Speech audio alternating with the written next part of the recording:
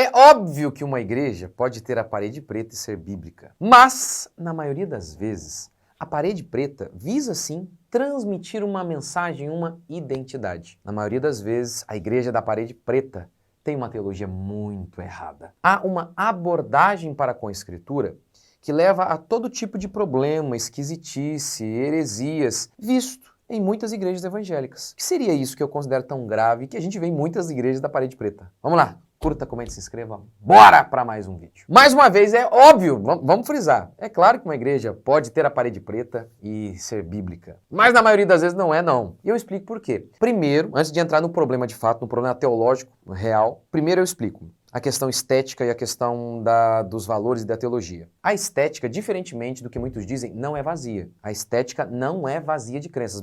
Memorize isso aí porque eu vou falar várias vezes aqui. A estética não é vazia de crenças e eu falo sobre isso lá na minha série sobre beleza. A boca fala do que está cheio o coração. Todas as nossas expressões procedem sim de nossas crenças interiores. Pense, por exemplo, no médico. O médico está de branco, comunica a identidade, o juiz de preto. Aquele amarelão do McDonald's para chamar a atenção. As cores identificam grupos, times. Quando uma pessoa faz uma tatuagem, ela quer comunicar alguma coisa. A estética não é vazia de crenças e valores. Quando as feministas, elas quiseram defender os seus direitos, qual foi uma das maneiras que elas utilizaram para protestar? Elas vestiram calças. Era um bloomer, algo que era assim, uma calça larga.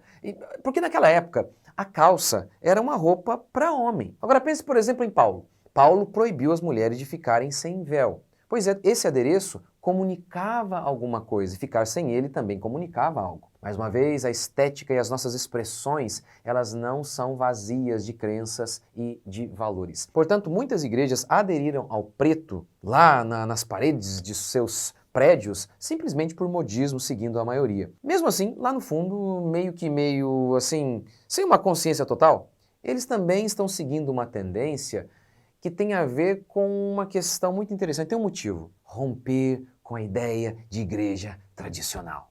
Romper com a tradição. E aqui entra o meu grande ponto, e saiba que eu não estou falando aqui de tradição pensando apenas na questão estética, mas sim na tradição da teologia, do que é ser igreja. Então, a questão estética que veio para mostrar, olha, a gente agora não queremos mais ter cara de igreja, mais de balada de qualquer outra coisa. Queremos romper com a ideia tradicional de igreja, não apenas na arquitetura. Essa questão estética foi apenas um efeito de uma causa anterior. Uma mudança interior na questão teológica de inúmeras igrejas do nosso país, que julgam não precisar da tradição teológica acumulada ao longo de 2000 anos de história da igreja. Para muitas dessas igrejas, até as que não são de parede preta, a boa parte das igrejas modernas, nós podemos ler a Bíblia sozinhos, sem auxílio dos homens de Deus e de tudo aquilo que foi produzido ao longo da história da igreja. Essas igrejas evangélicas saíram do buraco católico e caíram em um outro abismo. Na Igreja Católica, a crença é: a Bíblia está em pé de igualdade com a tradição. Catecismo Católico, parágrafo 80. A tradição e a Sagrada Escritura estão estreitamente unidas e comunicam-se entre si. Com efeito, ambas fluindo da mesma fonte divina. E não é por acaso que eles colocaram tradição primeiro. Nós protestantes cremos que a inspiração que Deus deu aos autores canônicos, os autores da Escritura, foi única, inigualável, e com o fechamento do cânon, ninguém jamais terá uma inspiração como aquela. A Igreja Católica não crê assim. Eles creem que a tradição, principalmente na pessoa do Papa, goza da mesma inspiração. Na prática, a tradição tornou-se superior à Escritura e acabou por anular a palavra de Deus em muitos aspectos. Exemplo, é impossível haver purgatório na Bíblia. À luz da Bíblia não tem como, mas segundo a tradição, tem. E como a tradição se tornou a fonte última de autoridade para a Igreja Católica, a Bíblia se submete à tradição e eles dão um jeitinho de inventar purgatório lá na crença deles. Isso é errado e é a base de todo o problema da Igreja Católica, como explica Bavinck. Essa perspectiva da tradição fez com que a tradição assumisse o lugar da palavra de Deus. Lembra de Jesus dizendo que os fariseus, por meio da tradição, eles invalidavam a palavra de Deus? Os católicos fazem o mesmo. Ok, agora sabe como os evangélicos atuais consertam essa heresia monstruosa da Igreja Católica que coloca a tradição acima da Escritura? Com um outro erro, dizendo que a tradição não serve para nada, não precisamos da tradição. para nada. O filósofo Francis Bacon, ele desenvolveu uma nova epistemologia, uma nova teoria sobre como podemos obter o conhecimento. Como Nancy Pearcey explica em seu livro Verdade Absoluta, Bacon ensinava a nos livrarmos de todas as ideias e noções já aceitas. Ele disse: com a mente livre de opiniões, nós nos sentamos diante dos fatos como criancinhas. Isso foi aplicado à Bíblia por um pastor chamado Alexander Campbell. Ele disse que o teólogo deveria seguir Bacon, como o químico o segue. Charles Hodge disse que a Bíblia é para a teologia o que a natureza é para o cientista. Ou seja, vá para a Bíblia livre de todas as concepções históricas, todas as histórias teológicas, calvinismo, luteranismo e por aí vai. Campbell, inclusive, acreditava que as divisões das igrejas evangélicas aconteciam justamente porque as pessoas liam suas Bíblias com os óculos de uma teologia. Empenhei-me em ler as Escrituras como se ninguém as tivesse lido antes de mim, disse Campbell. Qual o problema com essa epistemologia baconiana? Primeiro que Bacon não percebeu que isso era uma contradição. Vá analisar os fenômenos da natureza sem nenhuma filosofia, dizia Bacon. Ora, mas isso é uma filosofia? Vá praticar ciência sem nenhuma crença. Ora, isso é uma crença! E Campbell também não percebeu a sua contradição lógica. Ele dizia que devíamos ler a Bíblia livres de todo o sistema humano, enquanto ele usava o sistema humano de Bacon. Ou seja, não é possível agir sem pressupostos. A questão é se os nossos pressupostos estão certos ou errados. O segundo problema com essa hermenêutica, com essa maneira de interpretar a Bíblia, perdia-se os grandes temas que davam estrutura para interpretar a Bíblia.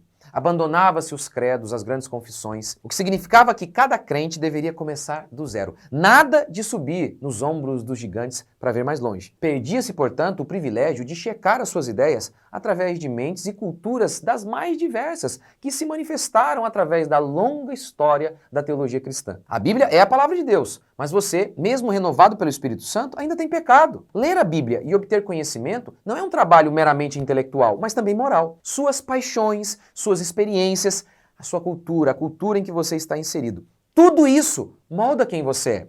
E você vai para o texto bíblico não de maneira neutra, mas com toda essa bagagem que está aí acumulada em seu ser. Por exemplo, se a cultura feminista diz que afirmar que uma mulher não pode fazer qualquer coisa é imoral, a mulher pode fazer o que ela quiser. Isso molda a sua estrutura interior. E é por isso que tantos, mas tantos cristãos leem a Bíblia e não veem o óbvio. Pastorado feminino é errado. E eu vou dizer mais, não é um tema polêmico. Não é muito simples. Mas por que tantos crentes não enxergam isso? É que com os óculos da cultura feminista, você tende a enxergar de acordo com esse preceito feminista. Ainda que seja claro no texto, há um véu feminista que te impede de entender o texto. Sendo assim, sabemos que somos pecadores. Sabemos que somos limitados, influenciados pela cultura. Olhar o texto e dar uma checada no que os homens de Deus falaram ao longo de 2000 anos de história da igreja, em culturas diferentes, não é uma boa maneira de checar a nossa interpretação? Mas com a ideia que muitos pastores têm hoje, a gente não precisa de tradição para nada. Os homens então vão com toda a sua parcialidade, ou seja, com sua inclinação, e principalmente inclinação para o mal, para o texto. E muitas vezes acabam interpretando o texto de maneira incorreta. Portanto, diferentemente do que Campbell disse, é justamente a ideia de ir para o texto de maneira neutra o que traz divisões. Pois não somos neutros. Cada um tem uma experiência de vida, valores diferentes, uma cultura que os marca e com toda essa carga eles leem o texto. Deixa-me dar um exemplo. Feministas leem o livro Orgulho e Preconceito de Jane Austen e veem na personagem principal o símbolo de uma feminista. Cristãs leem o mesmo livro e veem a mesma personagem, a protagonista, como símbolo de uma cristã. Como pode? Cada um só pode enxergar o que os seus olhos conseguem ver. E se os seus olhos forem maus, você só vai enxergar o que não presta. Por isso Bavinck disse, seja quem for que se isole da igreja, do cristianismo como um todo, da história do dogma em sua completude, perde a verdade da fé cristã. A tradição erra, com certeza. Mas se o acumulado de 2000 anos de história, de homens de Deus ensinando o texto, analisando o texto, se eles erram, imagine você sozinho na sua casa, criatura! Portanto, quando você estuda a história da igreja, das doutrinas, você tem uma maneira de avaliar, de checar as suas crenças. Você dá uma interpretação B para o texto. E ao olhar para a história, você percebe que alguém já deu essa interpretação lá atrás. E quais foram os frutos dessa crença, dessa interpretação? Um mar de desgraça. A história da igreja, portanto, nos mostra o fruto dessa árvore. Além do mais, o pastor que não quer se debruçar nos estudos, além de preguiçoso e arrogante. Eu não preciso do que os servos de Deus do passado ensinaram. Sendo assim, sabe por quê? Em cada esquininha, um pastor inventa uma nova velha heresia? Seguindo Campbell, eles ignoram o trabalho árduo dos homens de Deus e da igreja, que é a igreja de nosso Senhor Jesus Cristo, ao longo de 2000 anos de história da igreja. E aí, mesmo acertando ou errando, o pastor moderno, quando ele ignora esse passado, ele sempre sai no prejuízo. Pois sozinho, quando ele acerta, ele acaba descobrindo o seguinte, que ele demorou muito tempo para inventar a roda, mas ela já havia sido inventada. Ou seja, aquele problema que ele passou ali anos para resolver, já tinha sido resolvido antes. Sendo assim, ele poderia pegar a roda já pronta e ir mais longe. Ou seja, então até quando ele acerta, muitas vezes ele gastou um bom tempo. Quando ele erra, aí é uma desgraça total. Então é por isso que a gente vê todo tipo de bizarrice em muitas igrejas evangélicas. Eu vi esses dias, o cara, como é que é? Eles estavam batizando, sabe como? Num tobogã. Eu não sei se eu choro, se eu rio, num tobogã. Eu já vi ceia, como é que é, com Coca-Cola, com... É cada absurdo. Sendo assim, o famoso sola escritura, uma das marcas distintivas do protestantismo para o catolicismo, que é certíssimo. O sola escritura nunca significou que os reformadores, eles entendiam que agora a gente pode ignorar por completo a tradição. A própria reforma, ela foi feita com base, principalmente, por exemplo, em Agostinho e tantos outros homens de Deus. Calvino, Lutero e tantos outros beberam de muitos outros homens de Deus ao longo da história. Portanto, este é um dos grandes problemas do protestantismo atual. Ou melhor, de boa parte das igrejas, principalmente as modernetes, principalmente as da parede preta. Ignoram por completo a tradição. E é justamente por isso que falam tantos absurdos. Deixe seu comentário aqui, me ajude a impulsionar esse vídeo. Deus abençoe e até o próximo vídeo.